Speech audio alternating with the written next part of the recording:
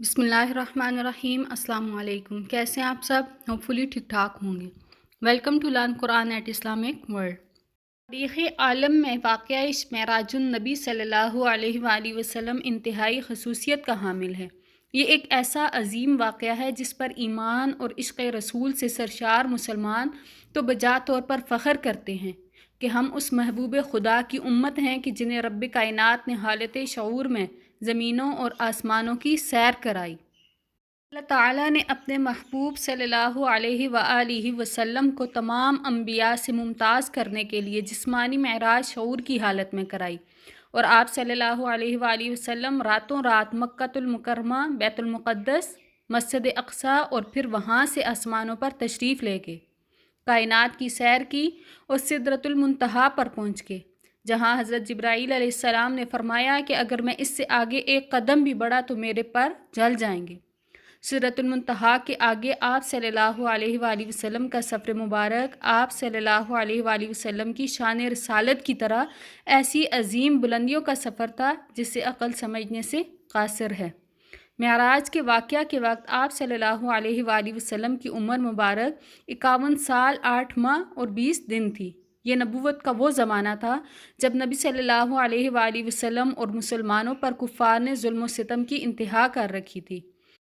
منقول ہے کہ اس دن آپ صلی اللہ علیہ وآلہ وسلم کو کفار نے بہت ستایا تو آپ صلی اللہ علیہ وآلہ وسلم اپنی چچا زاد بہن ام ہانی کے گھر تشریف لے گئے اور وہاں آرام فرمانے لگے۔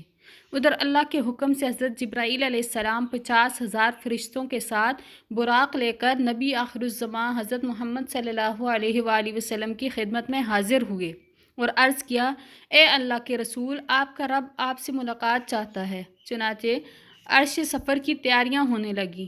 سفر معراج کا سلسلہ شروع ہونے والا تھا۔ صلی اللہ علیہ وآلہ وسلم کی بارگاہ میں براق حاضر کیا گیا جس پر حضور اکرم صلی اللہ علیہ وآلہ وسلم کو سوار ہونا تھا۔ نبی صلی اللہ علیہ وآلہ وسلم نے کچھ توقف فرمایا۔ جبرائیل امین نے اس پس و پیش کی وجہ دریافت کی تو آپ صلی اللہ علیہ وآلہ وسلم نے ارشاد فرمایا، مجھ پر تو اللہ رب العزت کی اس قدر نوازشات ہیں، مگر روز قیامت میری امت کا کیا ہوگا؟ میری امت پل صراط سے کیسے گزرے گی؟ اسی وقت اللہ تعالیٰ کی طرف سے بشارت دی گئی، اے محبوب، آپ امت کی فکر نہ کیجیے، ہم آپ کی امت کو پل صراط سے اس طرح گزار دیں گے کہ اسے خبر بھی نہ ہوگی۔ اس واضح بشارت کے بعد سرکار دو عالم صلی اللہ علیہ وآلہ وسلم براق پر سوار ہو گئے۔ جبرائیل امین نے رکاب تھامی، میکائیل علیہ السلام نے لگام پکڑی، اسرافیل علیہ السلام نے زین سنبھالی، جس کے ساتھ ہی 50,000 فرشتوں کے کلام کی صدا سے آسمان گونج اٹھے۔ حدیث میں آیا ہے، براق کی تیز رفتاری کا یہ عالم تھا کہ جہاں تک نظر کی حد تھی وہاں وہ قدم رکھتا تھا۔ سفر کے دوران آپ صلی اللہ علیہ وآلہ وسلم مکہ سے مسجد اقصیٰ گئے اور وہاں تمام انبیاء اکرام علیہ السلام کی نماز کی امامت فرمائی۔ پھر آپ صلی اللہ علیہ وآلہ وسلم آسمانوں پر اللہ تعالیٰ سے ملاقات کرنے تشریف لے گئے۔ وہاں اللہ تعالیٰ نے آپ صلی اللہ علیہ وآلہ وسلم کو جنت اور جہنم دکھائی۔ وہاں آپ کی ملاقات مختلف انبیاء اکرام سے بھی ہوئی۔ اسی سفر میں نماز بھی فرض ہوئی۔ معراج میں نبی صلی اللہ علیہ وآلہ وسلم کو 3 تحفے عطا کیے گئے۔ پہلا یہ کہ امت محمدی میں ہر ایک بندے کو جو شرک کا مرتکب نہ ہو مغفرت سے نوازا گیا۔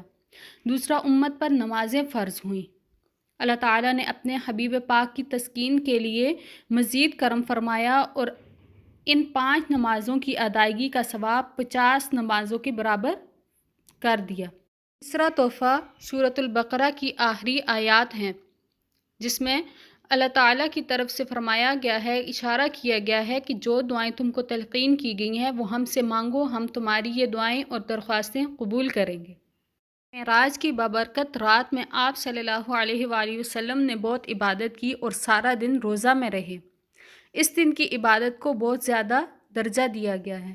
شب معراج پر یقین رکھنا ہمارے ایمان کا حصہ ہے اور معجزات معراج النبی صلی اللہ علیہ وآلہ وسلم کو دیکھ کر اس رات پر ایمان اور بھی مضبوط ہو جاتا ہے۔ اس لیے اس رات زیادہ سے زیادہ عبادات کریں، قرآن پاک کی تلاوت کریں، درود شریف پڑھیں اور استغفار کی کثرت کریں۔